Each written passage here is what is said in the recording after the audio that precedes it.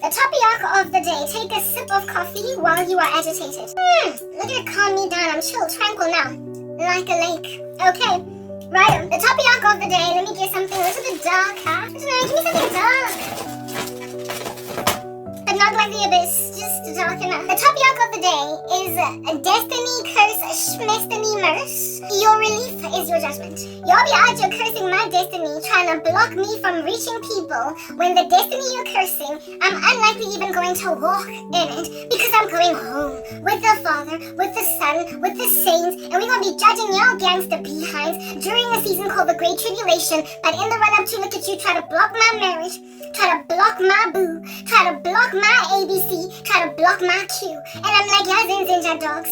Destiny curse, schmestiny merce. Your relief is your judgment. You being relieved that, you stood in front of me and my handsome prince of a husband. And look at me turn 40 still unmarried. Your relief that, look at me, get no job, no matter how hard I try. So you're relieved? You're out here like grabbing some kind of fan. Like this is a fan. I kid you not. This is a fan. I don't even know. If y'all say that, you be grabbing this here monstrosity. Or some, I'm so relieved. Feelings upon my relief. Adore it. I'm breathing. Because Karabo did not get her YouTube channel monetized. Nobody listened to her. Nobody hearkened. I didn't get the instruction to stop doing a gangster thing. She is nowhere to be found. I'm so relieved because she's so convicting in her content that somebody might actually change their mind. And when they don't change their mind because they're that stubborn. Oh my. Look at me turn on a fan to high speed. Look at me turn on a fan to maximum speed. Look at me give myself air in the middle of my air of arrogance. As in, your relief is your judgment. Being like, whoo, and removing sweat of your gangster foreheads is your judgment. I need to pee. Do you understand? Destiny curse, schmestiny curse, lo, blow. Alright, I'm swaying like I'm doing the twist because I need to go and pee. Alrighty, so that's the topic of the day. We're going to discuss that in Hlongwane. And then please kindly gauge, I'm putting some caveats out there. At my application makeup, it falls on and off, I get it. But please don't accuse me of shape-shifting or whatever. I was actually watching a video on YouTube where this guy was like, hey, eerie things are happening on the earth, you guys. Eerie things are happening on the earth. There is, people are just like shape-shifting on their cameras. And I was looking at this content creator chick. She was doing a video. She really flashy, beautiful. But then when she turned around to look at something else while she was recording her video, there was then this like face that just stayed on the front of her camera and then caught up to her face. When I looked at that face, I was like, that's what happens when a person puts on a face beat using an app. Sometimes your face moves from the side and the full face stays here and then only catches up to you. No, honey, it's not shape-shifting, it's an application, it's artificial intelligence. That's not a real shapeshifter. That's just a woman that actually decided to record a video, put makeup on her face, and then when she turned around to look to the back, the face stayed there, while her face looked to the back. Is not a demon. Okay, yeah, learn how to identify if something is artificial intelligence, or if it is just somebody literally morphing into a strange thing. Yeah, Mara, he's not wrong though. There are people doing strange things out here in these streets, shape-shifting, reptilians, weird little anomalous, like, occult nonsense, Mara. Before you accuse someone of doing occult nonsense, just try and confirm if at all it's not an app. So I'm just putting it out there that I'm not a shapeshifter. If at all my eyebrows are here, my lips are here, when I gesture too much or a lot, because y'all know I can gesture quite a bit, it's an application, okay? It's YouCam makeup. I put makeup on my face using an app, and so therefore, accusing me of being in Nephilim or whatever. I know I'm tall, but it's not that deep. Anyway, cool beans and bananas. And then next thing, kindly gaze at my captions wherever they might be. They might even be bouncing around on the computer because what? I found a way to do cute captions. Alrighty, they're not accurate, however. I don't have an incentive to edit them. Because listen, I've got real volumes of content, and like I said, I've got some little monster truck in a demolition derby chilling on me as a small little Kia Picanto, just crushing me. Hey, making sure my content goes nowhere. So with that level of attrition on my uneasy chest causing me to cough out blood, I'm not going to edit my captions, so they're going to be inaccurate every so often, but largely they're accurate. So if you are deaf, you'll still understand what I'm saying, but I'm not going to edit them because I don't have an incentive to. If at all life was given me and the future was awarded me and all things nice and special and tender were given me, I would edit it, but I don't have the incentive. So please don't look at me as a grammatically a disastrous human individual that has no regard for her craft. Like, have you no respect for your own work, man? Come on. Yeah, don't look at me like that. I don't have an incentive. Watch out should the Lord at all tarry longer and I get a YouTube channel because people are to be repenting. That's what's good. Watch out for accurate captions. But before then, no. They're going to stay whatever they are. Okay? And then kindly gaze at the scripture of the day. It's literally coming out of a lottery depending on the topic of the day, whatever it might be. It's aligned. And it's either bouncing or swinging or doing something cute out there in the streets. Meditate on it, linger on it, labor. Award yourself intrigue over it. And then allow it to edify the living daylights out of your uneasy bones. I just had to put that out there. That's my lovely stuff.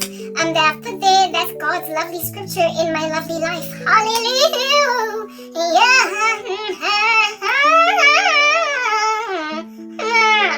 Alrighty. Cool beans and banana peels. What else do I usually put out there as a caveat?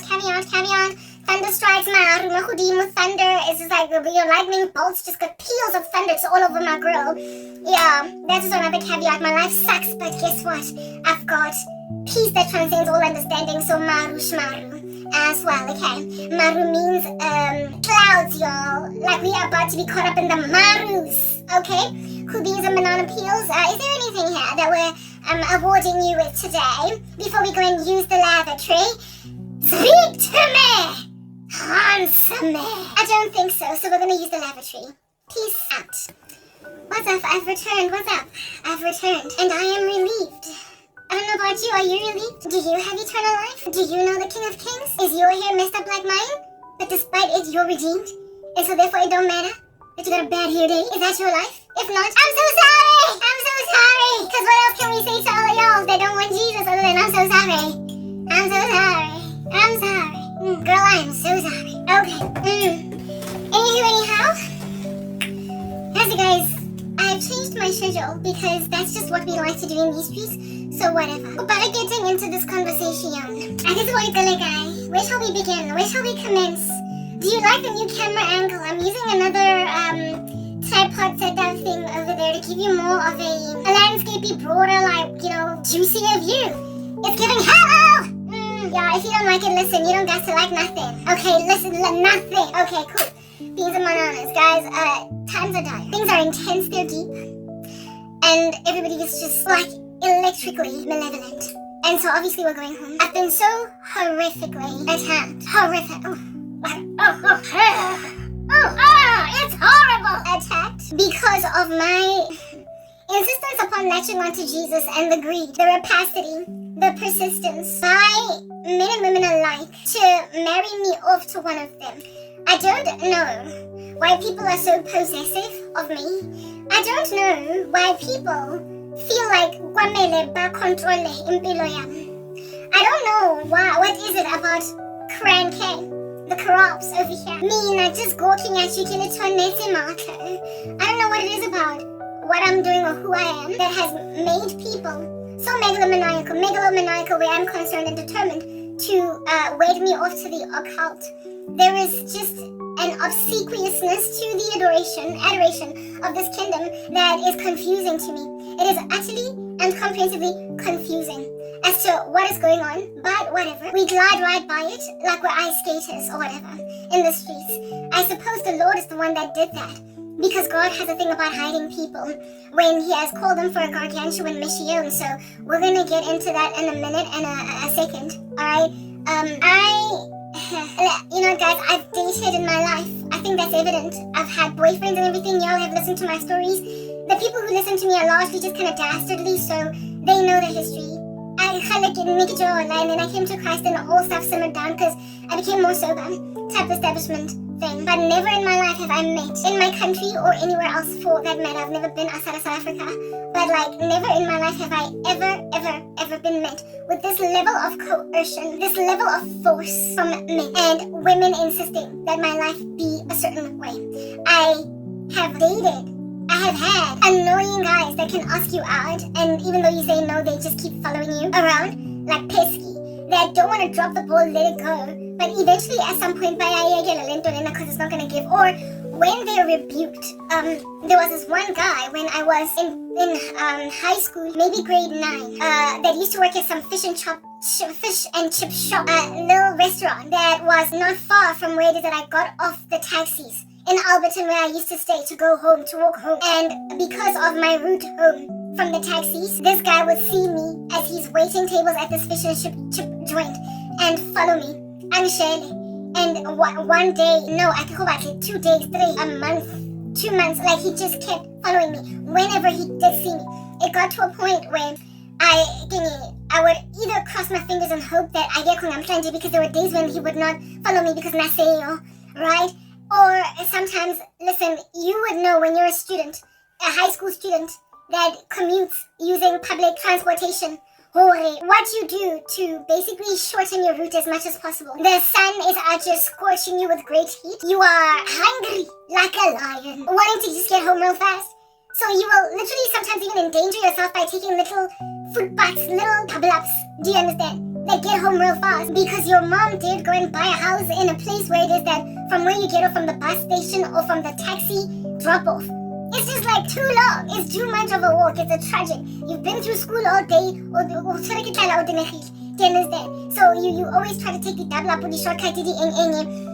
So therefore, the shortest route possible to get home from where you get off from the taxi, that is the one that you're taking, brah. Because why would you want to go and make like a person dragging up a mountain? Ingati, you are on safari, not a safari, like on a hike. Like why? Why would you want to go get into an involuntary hike? You don't do that, right? Yeah. Well, this guy was just so pesky, all up in my grill, all up in my hair, unprepared to even wash out like he's some lice and some ticks. Okay? Yeah. He was so pesky that I would take... Listen, I live in Alberton. If you've lived in Alberton, you would know it's very mountainous. You would know it's very rocky. It's high up, it's elevated, right? If you can avoid taking uphill, you will avoid it. Do you understand? If you can, in your journey home, have more downhills than uphills, you're running with it. And I chose the most optimal route that has the most downhills, the shortest route home, the most trees, so as to shade myself from the sun. Yeah, the one that's just the most practical, the most pragmatic. Yeah, okay. I would sometimes get off just a little bit down the road from where it is that I usually get off after about the driver and take a route that was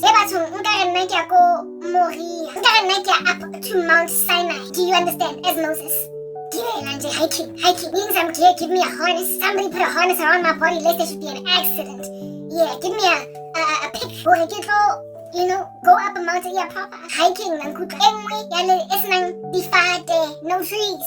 That route was so chisco that in that particular patch of road, it was just so bushy and so jungly that there weren't even street lights yet erected in that area because it was just kind of yet to be gotten to by development.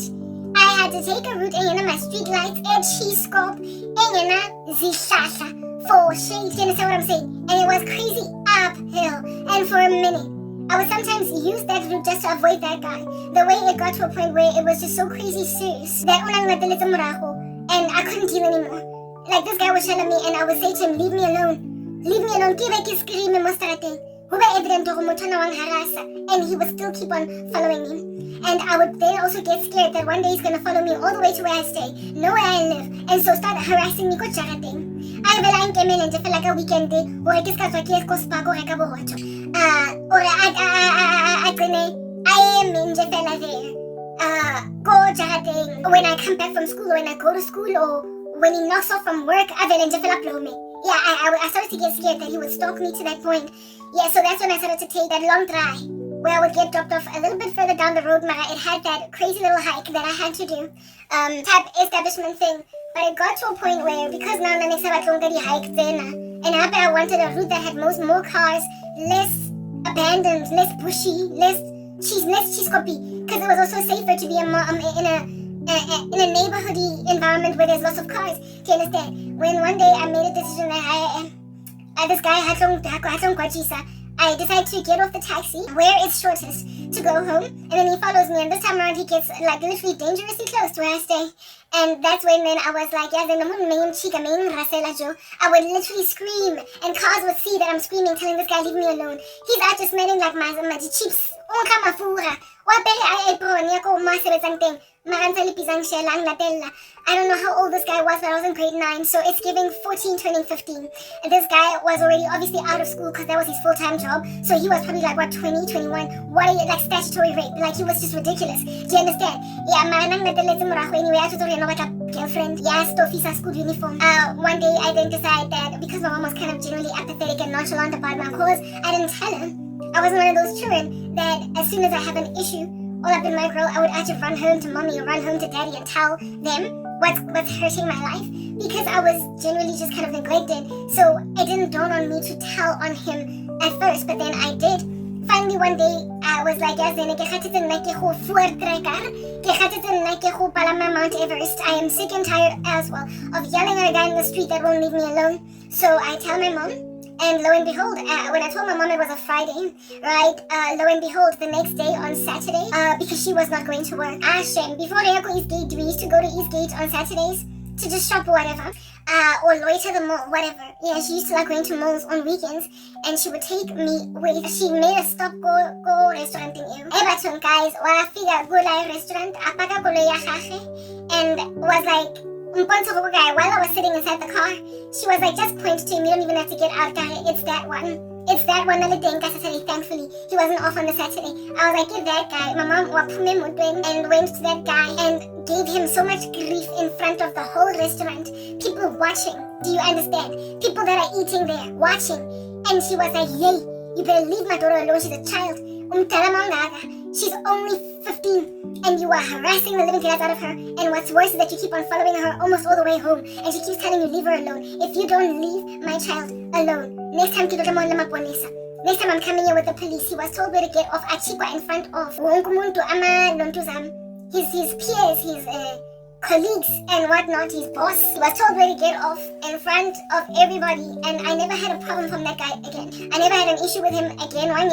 He would see me coming off the taxi, right? Because mama threatened like I'm a bonus and happy who looks happy like that go restauranting when I said it's a thing.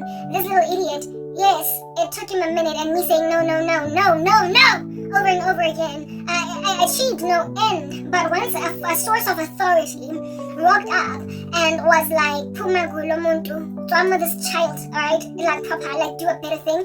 He then hearkened. So that is like the craziest story that I can ever give you of being stalked by someone that just won't take no for an answer. That's the scariest one that I've ever had in my entire tenure as a young woman on the come up, a teenage girl, whatever. It's the most guys that would shell at me for a season would do so get a no, and eventually they would give up in and of themselves. And even then, when I wore a tone about myself that also started to be harsh and yelly, like no, that was no guys, like no, that was not the only one. There was another one at Wits. I'll tell you that story just now. But like, long story short, I was always able to raise up some kind of threat. I was always able to raise up some kind of recompense or corrective action, like recourse for myself, like some kind of consequence management that worked across even the most gnarly of states of stalking all up in my grill. I was always able to eradicate it, even if it took a minute, right? There was one called Wits University, Yo guys, this guy, I couldn't even understand why in the world he was studying some hectic degree, maths. So he was too smart for that nonsense. But anyway, whatever. I've already told the story. Every time I would leave campus, the first time you saw me, I was walking from West Campus through like the matrix to go out of that entrance area. If you've been on campus, go visit University, go citing Liberty Life, so that I could start to walk down to what you might call this, Mandela Bridge, and then to breathe, whatnot. I preferred to go through campus, like to go through the campus to the most farthest portion of campus before gates or out of campus, because literally it's not walking in downtown Joburg, it's just not comfortable. Even if commuter or little taxi and whatnot, hectic, it's just hectic. It's just really hectic, it's bustling, and there's just like these stories, stick them up, give me your phone. And Nigerians sitting in this corner, Ethiopians in this corner, random field pop guys that navigate cars. My sister, it's boring, it's annoying, right? Walking in downtown Joburg. It's largely safe, even though it can be unsafe. There are just these hassles. So I liked to walk inside campus for as much as I possibly could before I got out, and so therefore limit the amount of interaction with the outside world as I possibly could. So I would walk all the way from that side, and instead of using the exit that is by, I forgot what that exit is, but it pretty much goes to the other side of town, like Rao, West Park and whatnot. Instead of using that, or even instead of using Senate House, that exit, right? I would choose to use the 1A at Braamfontein that is opposite Liberty Life, because it was the shortest route and the straightest one to breathe, and the one with the least hassle and bustle and fuss and mess. I chose it for those reasons every time I had to go home. And how it is, unfortunately for me, I guess the one fateful day I walked through the matrix to get to this exit. I could have gone through the bridge and whatnot, but I guess I was just coming from that side, using that exit in that side of life anyway. Yeah, one time I'm walking through the matrix, and this guy that's sitting there doing whatever for the matrix, it's around 4 p.m. and he decides to stand up and follow me. Okay, so as a chick on campus, you will have some random dudes every so often stand up and follow you and shell at you. But like, never in my life did I expect this kind of crazy to be all up in my grill. First day, he's all up in my grill. I'm like, no, just like the way that you were saying no to any other of these guys that be trying their luck on you. Okay? I'm like, no, Pumagi Nja dog. It's on my no, thank you. No, I haven't been. No, I'm not interested. No, can I have a boyfriend? I tried it all. Do you understand? That was the first day. One Landela all the way up to the exit. The guy stayed on campus, right? One Landela all the way to the exit. So through access card, get out. That's when I avoid this guy, get rid of him. And it would be a trudging and a disquieting, heavily abused season that lasted something like 2.5 months of this guy. Any opportunity that he would get, he would follow me. And he started to memorize what time more or less on which days. Basically my schedule, right? I am basically around at the same time as he's done with lectures and with tutorials and whatnot, when he would find me. So at Wits, we did not so much have, we didn't so much as have, on Monday we have got this lecture in the morning, and then in the afternoon, this lecture, this, that, and the other. It went on days, like day 1, you are at this, day 2, day 3, day 4, and then day 5, you have this and that, the other. And in total, I believe there were like 7 days, so therefore you could have a particular schedule of operating on a Wednesday that is exactly the same as last week Tuesday, because, you know, we're not at school on weekends type setup thing.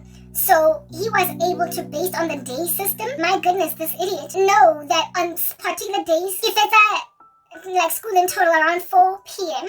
As opposed to earlier or later. And that was the time when he also was not in a tut, he also was not in a lecture. It got to a point where he calculated like that, where he was like, on this Thursday and on this Tuesday, or on day 1 and on day 3, this chick is available. And so what did he do, right? So remember the first day, like I was walking to the matrix, I'm not go the matrix, from the matrix and all the way up until the exit. This time around, because but for some strange reason he thought that he could get me. He then started hanging out. Listen to this, you guys. Like, wait again. As he's stalking, guys. Batong, nakupa. Man, the first thing man nabasanyang man basarianing. Wait again. Kupali tokomeling basadi mara. I guess there's not enough tokomelaring that you can ever do for yourself. You could be innocuous, innocent, getting off a bus, like just doing a regular day, and they will still find you. So, no random strange alleys. You don't necessarily put yourself in a nasty environment. They'll still find you because you just go out there at all. Okay. Anyway, whatever. So this dude started hanging out. Like I said, if you knew the whole look and feel of this university, you would know what I'm talking about. Okay, this guy started to sit around you on a 4 p.m.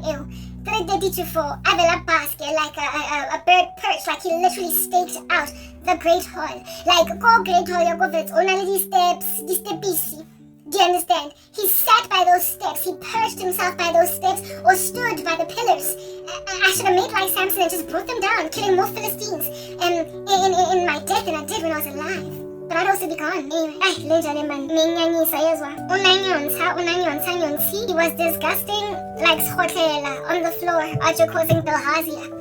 But nonetheless, whatever, let me just keep on telling you the story. This dude perched himself at the Great Hall. But he steps into the Great Hall. Come on, so that he could have a peripheral view, a peripheral vision, like a lateral vision that is almost bird's-eye view, but not quite, because it was only slightly angular in a bird's-eye view because it was kind of perched. So he could have that bird's-eye view or that like elevated angle view of, listen to this, pretty much that whole entire landscape in Langley Wharton Wheeler Library, Cullen, the library lawns, Cullen Library, Wharton Wheeler, library lawns, the Matrix, the steps, like the bridge, the Wits Bridge that then takes you from West Campus to East Campus.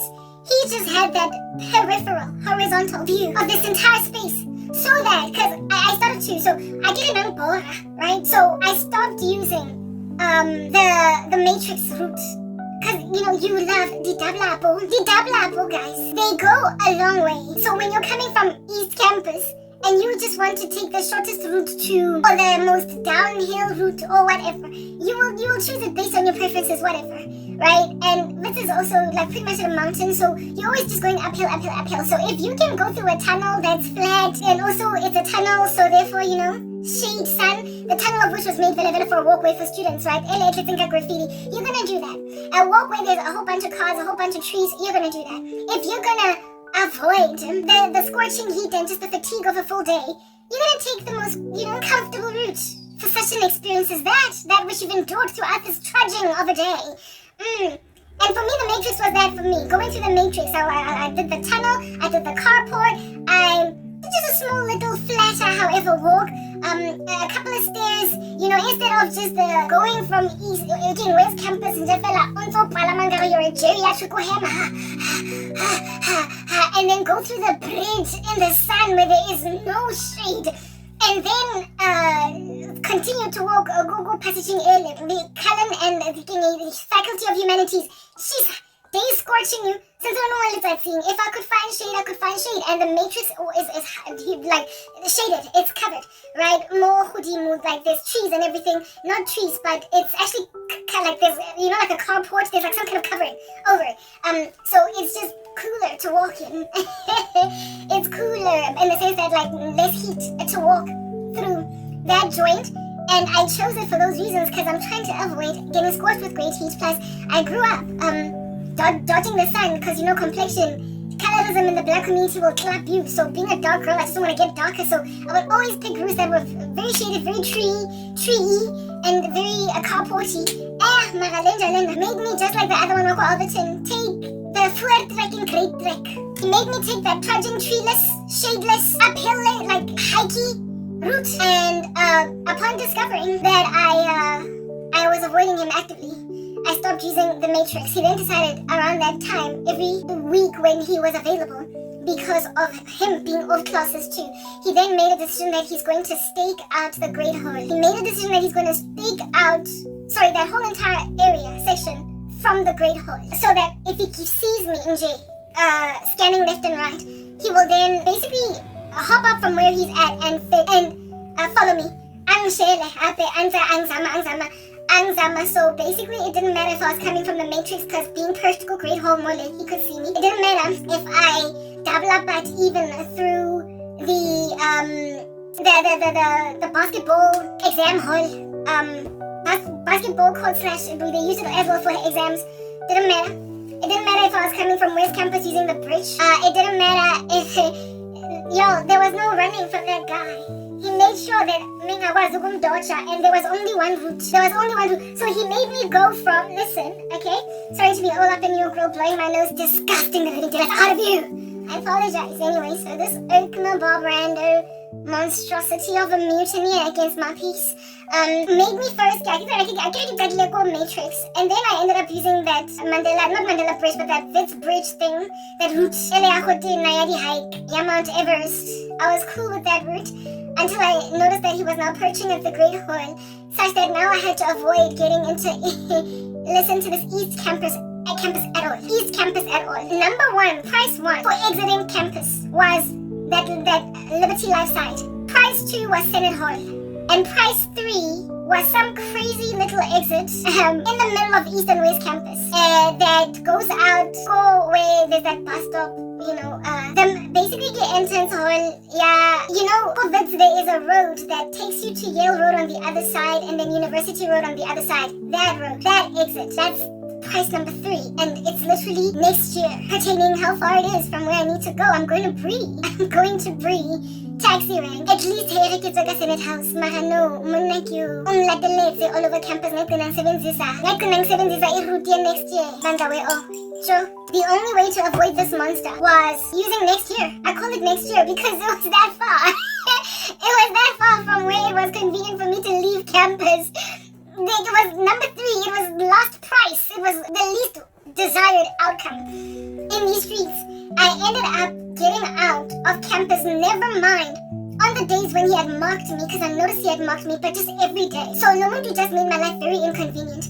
I'm out here trudging through downtown Joburg, in that bustle of Yateng. Every day now, more than I absolutely wanted to. I get an exam who avoided that bustle. I had to endure it because it was a lesser evil, that bustle. It was a lesser evil than this guy. It ended up getting to that point, but even with, largely thankfully, because a lot of my lectures were on West Campus, whereas his were on East Campus. Remember, this guy was doing a math degree, and the math section, actuarial science, financial, applied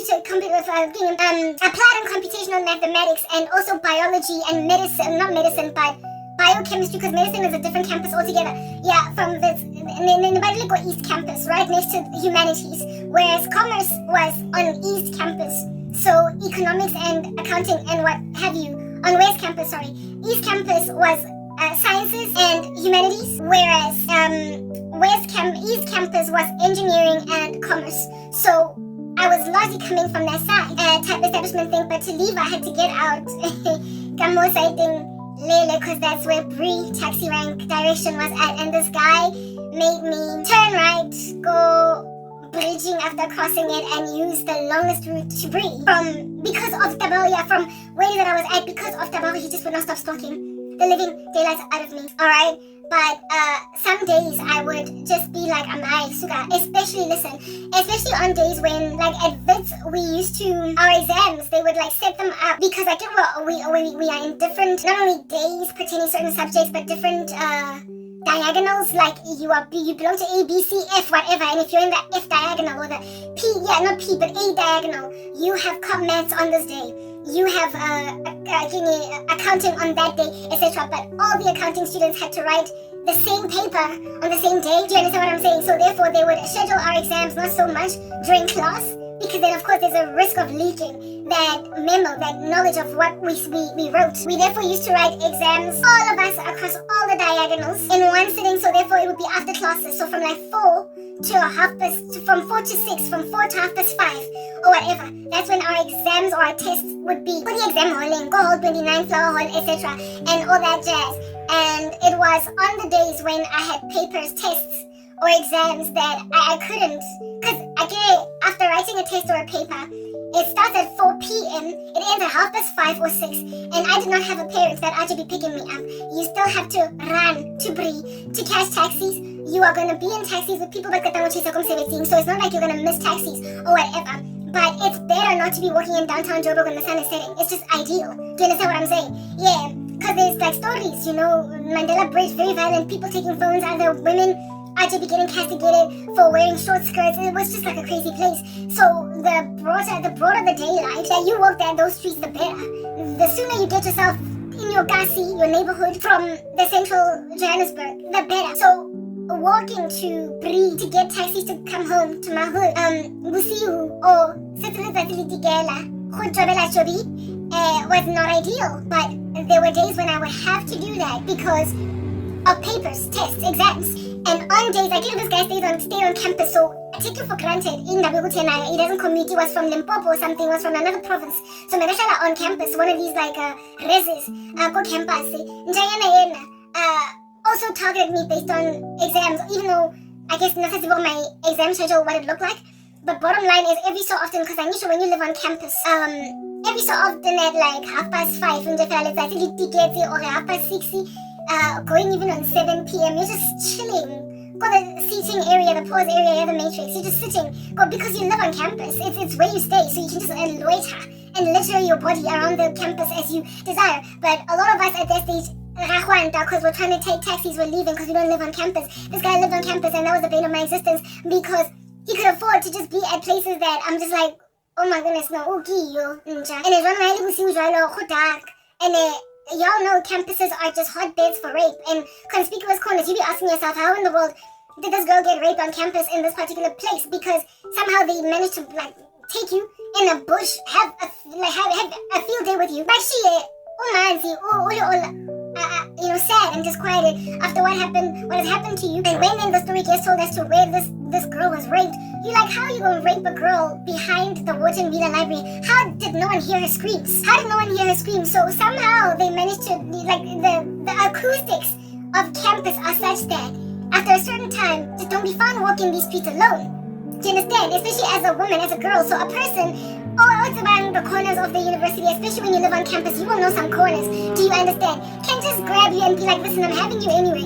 And nobody hear you. And there'll be this story in the grapevine spreading across campus on some there was this chick that was raped in this particular portion of the varsity. And you look at this place during the day and you're like, but how was she not seen? Well, if it's like 6:30 or 7 at night, you might literally just have a person for 10 minutes just finish a job and nobody be coming for you because most people are already dispersed to where it is that they need to go. They're already in their dorms or they are at home, outside of campus or whatever. That's how these streets were giving. Alright, so after exams, that's when I was especially nervous where this guy's concerned, because I would get out of those exams at 5:30 or whatever. And because or 5:30 or even 6, and in winter it starts to get dark even around that time, right? I was like, hey, I'm not going to walk through Johannesburg. I'm not going to walk through bustling Joburg. I'm going to go through campus. So that which I'm avoiding, I'm telling myself, is a lesser evil for me to walk through campus and meet that dweeb than have to walk outside. And on the days when I would be from Hall 29 or Flower Hall after writing an exam, and I decided to use the the bridge anyway, Jakobitz, and go through the Great Hall and everything, I would find him. He would see me, Anton, kaya yona 6 ew. I do, like, kaya yona 6 ew. Just sitting there, guys. And I'm just like, and it's when the sun is setting. More so are you then anxious. It was at this juncture that I then made a decision to basically tell him where to get off. Because I realized that on the days when I write tests, that's when I'm most in danger, because other days it's early enough for there to be so much bustling activity on campus that he can't just grab me without getting caught. After the paper, after the exam, I'm talking the answer. Understand, how did this guy shell me? What made me scared of him? One, the way Nashalaga was not even like the way that most guys that are kind of decent would shell him. I'm here, I like you, you're so pretty, you're beautiful, come on, give me your number, girl. Whatever. This guy would describe to me, like literally in pornographic detail, licentious things that he would out here do to me if I gave him a chance. He would explain to me in pornographic detail. I will not give you what those details are. They're not necessary. This is a Christian ministry. We're not trying to get your mind all activated. We don't want your minds to linger, for you commit adultery with the heart when you gaze upon a woman with lust. But this guy would basically tell me everything that he would do to me. In that secret place where you go to do Ntozawatawaholo, and it was so off-putting to me.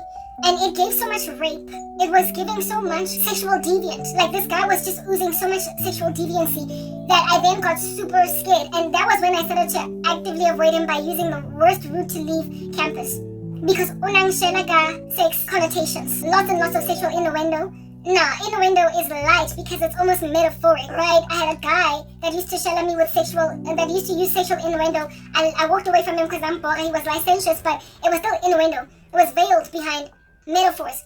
He would speak things like, I'm going to invite you to a braai, and I'm going to bring the vorse, and you are going to bring like this guy and evidently what he was saying over there was, I'm going to bring myself to a sex party with you, and we're going to get down and dirty. And I was just like, I was so turned off by his sex talk that it was irritating, but he was using innuendos. He was using sexual metaphors. He was not outright telling you what the size of his manhood is and what he will do to you. And this guy was so graphic, pornographically. He was so graphic. He was so graphic that I was scared for my life that Mundlona is one day gonna rape me. Like, proper, it's just like, yeah. And the day that is going to be the opportune one for him will be likely when I come back from a test or an exam. So, because kids are busiu and I get like Dewey after the class, I have to run to Brie to go home like everyone else and walk through some bushes. So I gotta basically make it clear. Alright? Yeah. So one day when he followed me, it was that day, however, was not when I was out of an exam. It was one of the regular days, like 3:30 or 4 or whatever, right? But I do remember another day when he had followed me until the after exam, and that's when I was most freaked out. So this one particular day, I said to him, I was like, dude, leave me alone. Because if you don't leave me alone, if you don't stop leaving me alone, I'm gonna go to the dean, because I knew what degree he was studying. I was like, I'm gonna go to the dean of your school. I'm gonna go to the dean of mathematics, and I'm going to tell him that there is a student that is studying BSc, some mathematical degrees. I don't know if it was financial maths or just pure maths. I guess everybody was just doing a math degree. I was like, I'm going to go to the dean of the School of Applied and Computational Mathematics, whatever. And I'm going to say to him, listen, guy, there is a young guy, a student in your faculty. There is a student in your faculty that actually is pursuing me. Despite all the times that I tell him, please leave me alone, and he's not like other regular guys that pursue on campus. He is scary because the way that he pursues me, he uses a lot of sexual speak, and I'm nervous that one day he's going to rape me. And the other day, he basically caught up with me during the time when I was especially uncomfortable because it was after an exam. It was like 6:30 in the evening, and it was dark on campus, and I was scared that he might even put me in a bush, and so I had my body. So knowing that there are every so often, uncomfortable reports on campus of rapes of girls, sexual harassments of girls in conspicuous spaces that then put the university to shame, and it's like a whole big taboo.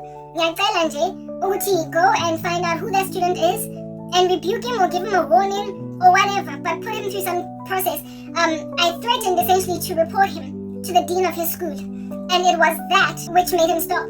He stopped perching himself like a little birdie or a trained assassin on a roof or whatever, trying to find his target, bullseye it, and murder. He stopped perching. He stopped waiting for me. He stopped basically staking out campus with a bird's eye view for me because he threatened with reporting him to the dean, and so therefore threatening him in so reporting him to the dean with loss of his standing in the university. Not so much degree, he can go and study it somewhere else, but he could get expelled, he could get excluded, like something for criminal activity, just whatever. And that was enough. Seeing as I guess the guy was careful for his future, he left me alone. That was the last time I ever saw of him. I was in Wits the first time around, first and second year. And then I had to drop out after second year because my mom stopped paying fees. And then take myself back again part-time. So in first year this happened, and the rest of first year he stopped harassing me, and I never heard from him. I didn't even see him again in second year. Type establishment thing. Do you understand what I'm saying? Yeah, so what I'm trying to explain, Kari Dorit's in a day 2, where there's the guy from the restaurant when I was 15, and then this dude when I was first year varsity at Wits, is that even with some of the most scary, heinous stalkers of my person, bang patlang as a girlfriend, what vantage point they're coming from, trying to basically show that they can make for a decent boyfriend for me, or whatever. Yeah, I am using these stories to help you understand Uti. The worst, the most I've ever dealt with are these two. And even these two, upon being met with some kind of potential for consequences, they staved themselves from continuing in this fashion. They did not carry on with this incendiary activity, and so therefore I was relieved, hallelujah, by the amazing grace of the living King on high and Lord of Lords from their stalking. And so from just a constant suspended state of fear where you don't know what is coming, who is going to lurk in the bushes, and so therefore potentially pounce on you. These two miscreants from my youth are the worst case scenario of this kind of stalking, but the better chunk of guys, the larger majority of Shellingtons, the larger majority of Amadota where, oh my sister, my nice, my size, that I met all throughout my life, even the most persistent ones that will shell at you here for a month, eventually when they were told no enough times, they let me go. The most immaturity, the most that oozed out of them as a result of bitterness pertaining rejection would be an immature response by being mean to me because I wouldn't date them. But being mean to me is still not my life is in danger, right? I had a guy in high school that was my boy, like binge, as in Ebatung. So fast like we used to hang out together, walk home, go fed, and everything, not me and him, but it was like a crew of us that would walk home together, or maybe even hang out a couple of, like an hour or two after school ends and then go home, like split, skedaddle, and stuff. Yeah, I had that guy for a boy, like he was my boy, and he became a friend of mine around the time when I joined this one musical as a spare tire, like the biscuit in your back boot type setup thing. I was a spare in the wings of this musical, Koskolo, in grade, I believe 11 or 10. I stand corrected. There was a musical that we did in my grade 10. His grade 11, he was 1 year older, and that's how I got to meet him. He was the whole time around in the school, of course, but then we only got tight because of this musical, because he was involved in the musical, and he was one of the, not a lead, but he had an important role. I was just in the wings. I was the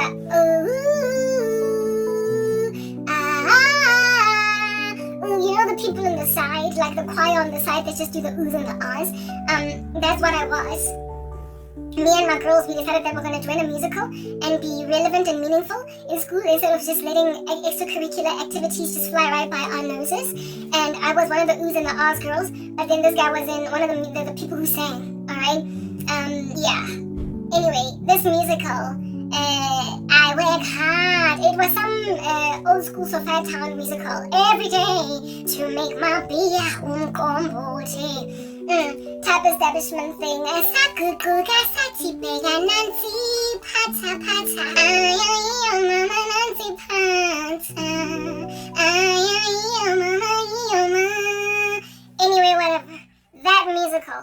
I don't know if I was in grade 11 or grade 10, but it was one of the latter years of my high school experience, and this guy was one of the singers there. He had some pipes. Anyway, whatever. This guy developed a liking towards me, and so started hanging out with me and my friends that were part of this musical.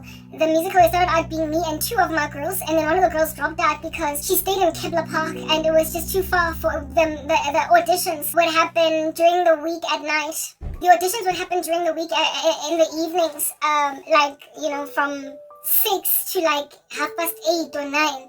And because she was coming from Kibla Park, her mom was like, yo, child, it's too much for me. And I think they were 3 times a week or something. And the mom was like, I cannot be picking you up at 9 p.m.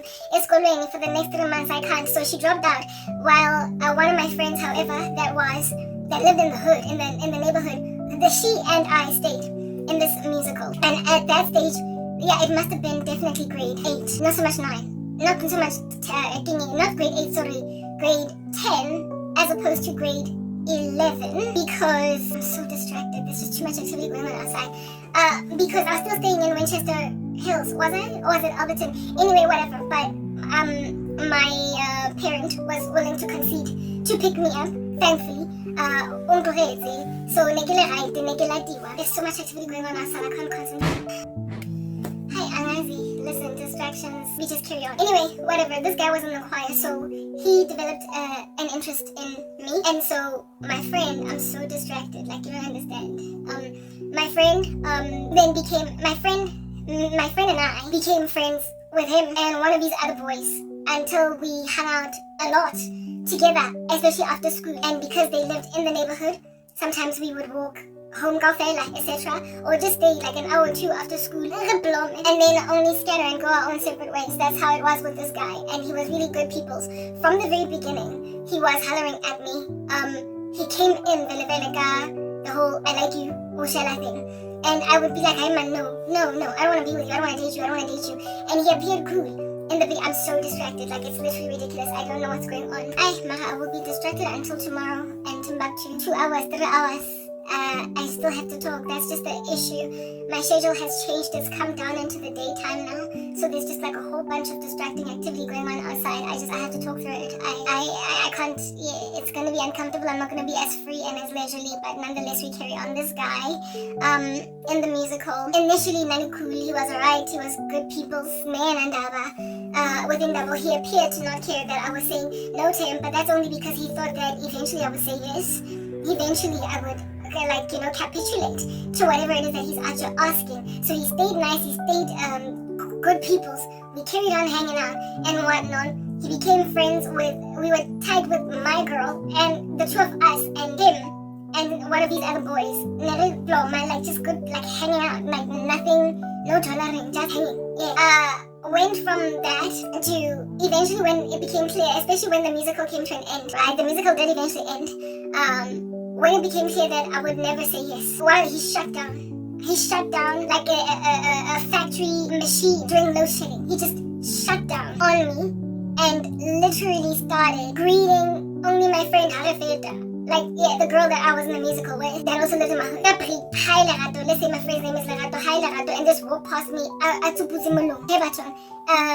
school, no longer talking to me in particular. And however, still fresh and kind to my girl. And I just looked at him and I was like, yo, this guy, immature. He is so immature. I don't know immature as well. What a child. But pretty much until his matric, or if it is a matric, I'll pass a shade like that. Greeting my girl, but not me. Even my friend was like, yo, this guy, he's so immature. He keeps greeting me. Indeed, through his interest in you. However, but however, greeting only me. Even my girl came to a conclusion, but that is pretty much the most that I endured pertaining some inja, some little idiot that because of the fact that you don't want to be with him, he then passes you shade, right? So my experiences with crazy guys have been, I'm trying to help you understand that there was a certain caliber of stalkery, like just incendiary, crazy guy that Otsosa now. Watsosa anyway, he will cause you restlessness and sleepless nights and desires even to bring legal action into the dorm room if he doesn't stop. But like, I have never